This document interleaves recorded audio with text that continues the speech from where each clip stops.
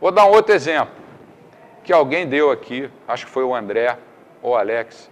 Você tem 5 folhas de papel em branco.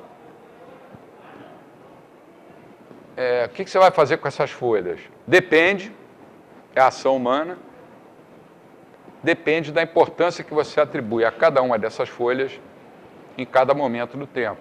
Se você estiver, por exemplo, estudando para uma prova que você vai ter de noite, você talvez utilize a primeira folha para escrever um resumo da matéria, que é, naquele momento, a alternativa que tem mais valor para você. A segunda folha você pode utilizar para deixar um bilhete assim para a sua secretária.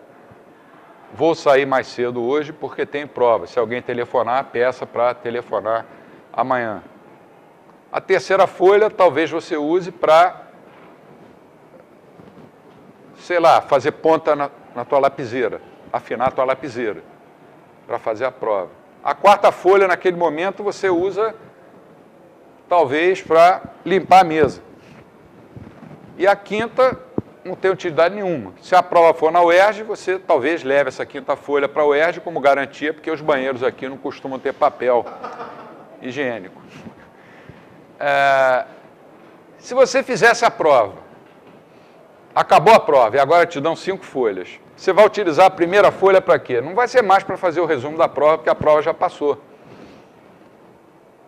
Entende o que é utilidade marginal? À medida que você vai consumindo unidades sucessivas de um bem, num dado momento do tempo, nunca esquece isso, Depende da prioridade. você vai atribuindo uma escala de prioridade que é subjetiva, depende da cabeça de cada um, e essa utilidade vai caindo conforme você vai consumindo cada vez mais do bem. Mas isso muda ao longo do tempo. Tá? O que vale muito para mim hoje pode não valer daqui a 2 anos, ou pode até valer mais. Aí a teoria econômica tomou 3 rumos. Os 2 primeiros acabaram se fundindo e o terceiro não. O primeiro rumo foi o do Menger, do Karl Menger, que é o fundador, né, da escola austríaca. Ele levou a teoria do valor, da utilidade marginal, para o lado subjetivo, como a gente vai ver hoje. O valor é determinado subjetivamente. Já o Jevons e o Walras perceberam que o conceito de marginal, acréscimos, podia conduzir facilmente à matemática. E começaram a usar, aos poucos, primeiro o Jevons e o Walras usou mais fortemente cálculo diferencial para estudar a utilidade. Quer dizer, delta U, a variação na utilidade. Aí, daí partiram para o uso de gráficos e de derivadas. Aí começaram a usar matemática. Era uma época em que o positivismo estava, como é que se diz, no final do século XIX, estava explodindo, estava arrebentando, como se diz na gíria. Só era ciência, só era considerado ciência, todo aquele ramo do conhecimento que utilizasse matemática. Pô, legal, vamos utilizar matemática para explicar a economia. Aí começaram a aparecer gráficos, começaram a aparecer equações de uma maneira crescente. O Jevons estudou equilíbrio, gerou a chamada escola de equilíbrio parcial, que é mais ou menos aquele raciocínio daquela piada que eu contei ontem do economista que diz, suponha que a lata esteja aberta. Quer dizer, você está interessado em estudar, por exemplo, o que determina a quantidade demandada de abóboras. Aí você diz assim, a quantidade demandada de abóboras depende do preço da abóbora. Ceteris paribus. Quer dizer, todas as demais influências mantidas constantes. Isso é chamado de equilíbrio parcial. Ceteris paribus é uma expressão latina, né? Significa todo o demais permanecendo constante. No mundo real, se a gente quiser falar em latim, ceteris non sunt paribus. Quer dizer, não existe o ceteris paribus, mas no livro de economia, o raciocínio do economista geralmente é assim. O que me interessa mais quando eu estou estudando a demanda de abóboras? É o preço da abóbora. Então eu digo, a demanda de abóbora depende do preço da abóbora, negativamente. Quando o preço sobe, cai a demanda. Quando o preço cai, aumenta a demanda de abóboras. Ceteris paribus. Esses ceteris paribus podem ser as preferências do consumidor, que são coisas subjetivas, que a escola austríaca enfatizou, mas eles deixaram de lado.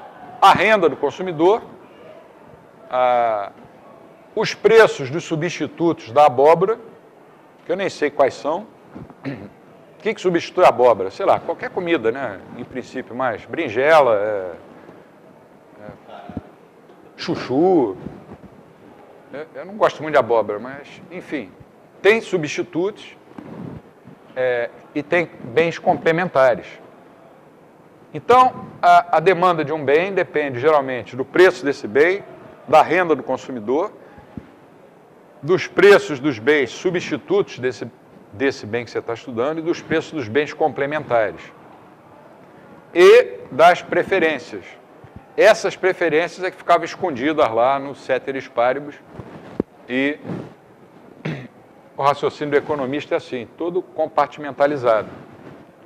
Léon Walras, que foi um grande economista, lá na Universidade de Lausanne, na Suíça, eu até procurei, estive lá no final de setembro, mas não achei nem a universidade, porque eu queria tirar uma foto ao lado da estátua do Léon Walras, não consegui. Fizeram uma universidade nova, não sei se derrubaram a velha, meu filho não soube dizer onde é que fica. O Walras passou a fazer o seguinte, ele passou a formular sistemas de equações simultâneas para explicar o comportamento da economia. E isso deu origem ao que ficou conhecido como escola de equilíbrio geral. Então, Jevons, equilíbrio parcial. Walras, equilíbrio geral. Walras influenciou um economista italiano muito famoso no começo do século passado, chamado Vilfredo Pareto. Que desenvolveu a teoria de equilíbrio geral. A teoria de equilíbrio geral ficou esquecida pelo menos até os anos 70 do século XX, quando John Nash, aquele do filme Uma Mente Brilhante, né, estudando teoria dos jogos, desenvolveu modelos e depois veio a turma das expectativas racionais e passou a virar moda estudar equilíbrio geral. Em economia, principalmente de uns 25, 30 anos para cá, o que você vê nos cursos de mestrado e doutorado são professores ensinando modelos de equilíbrio geral, que contém uma matemática super sofisticada. Você, às vezes, para virar uma página leva meia hora.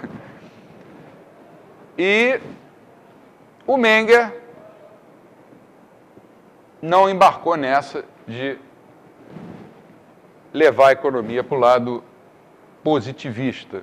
Ele ficou mais na ênfase ao subjetivismo da teoria, ou do princípio, como ficou chamado, da utilidade marginal. Então, essa é a história da teoria do valor. O valor depende de quê? Da utilidade e da escassez, conjuntamente. Faltou São Tomás colocar o ezinho e formular uma teoria para explicar isso. Então, é o exemplo. Lembra sempre do exemplo do copo d'água e das cinco folhas. Mas não se esqueçam nunca de que isso varia no tempo. Hoje você pode dar um valor incrível. Se você vai fazer uma prova e não estudou nada, aqui na UERJ não existe isso. Você, antes da prova, prepara uma cola. O Christian estudou aqui, ele sabe que aqui nunca teve isso. Acabada a prova, você pega aquela cola que você preparou e joga fora. Não serve para nada mais. Mas antes da prova, aquilo tinha um valor incrível para você. Você pode construir outros exemplos assim, até pouco éticos, né? Mas vamos supor que um professor, que alguém descobrisse uma prova que um professor iria dar no dia seguinte. Uma vez um colega meu de mestrado descobriu na lata de lixo da secretária de um professor o rascunho da prova que ele ia dar de micro 2, eu acho, micro 1, que estava a turma toda precisando de 7, 8. Aquilo foi um alvoroço, porque a folha estava rasgada e ficou a turma inteira juntando as folhas, tentando. Acabou a prova, o valor daquela folha voltou a ser 0. As preferências das pessoas mudam ao longo do tempo. Os austríacos sempre enfatizaram isso. Se um sujeito, vamos dizer, começa... ele não suporta ouvir música sertaneja. Aí ele começa a namorar a filha de um fazendeiro, milionário. Ele começa a comprar tudo que é DVD e CD dessas duplas sertanejas. As preferências do cara, é uma coisa subjetiva. Aí um dia ele termina o namoro com ela, briga com ela, pega aqueles CDs todos e joga fora. Para que eu quero essa porcaria? Nunca gostei disso, eu estava iludido. Aquela mulher é uma maluca. Quer dizer, as coisas mudam com o tempo. Eu estou levando o lado já para o lado dos austríacos, que não tem nada a ver nem com o equilíbrio parcial, nem, muito menos, geral. O Menger nunca utilizou matemática Não. Só umas continhas assim, 2 mais 2 igual a 4. Não. Inclusive a formação dele era em medicina, né, original. O segundo elemento de propagação é o subjetivismo, que a gente viu de alguma forma ontem, né? E aí eu volto àquele livro que eu falei do Mário Rizzo e do O'Driscoll.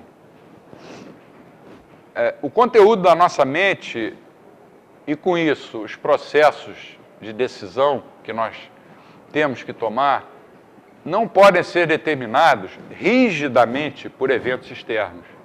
Você não pode, por exemplo, escrever como a gente usa muito em macroeconomia. Deixa eu me lembrar de uma fórmula qualquer aí. O consumo é igual a 100 mais 0,8 da renda. Consumo, C é igual a 100 mais 0,8 de Y. Isso seria um evento rígido, um evento externo rígido. Como é que você vai dizer... Quando você está escrevendo uma função matemática é uma coisa muito séria. Com 2 variáveis ou com N variáveis. Quando você diz y igual a logaritmo de x, para cada valor de x, você vai ter um valor de y, do logaritmo de x, e vice-versa. Quando você diz que o consumo é 100 mais 0,8 da renda, para cada valor da renda, você vai ter um nível de consumo. Isso é uma coisa objetiva, mas no mundo real é assim que funciona? Não é. Tem uma coisa subjetiva. É claro que uma coisa é você dizer que quanto mais a pessoa ganha, quanto mais a sua renda, a tendência é ela consumir mais. Isso é uma coisa. Outra bem diferente é você querer escrever uma equação matemática. Você entra num shopping, às vezes você compra coisas que você nem estava imaginando comprar. Às vezes você nem compra nada. Depende do momento. Depende de impulsos, depende do que você quer fazer, se você quer agradar alguém, se não quer.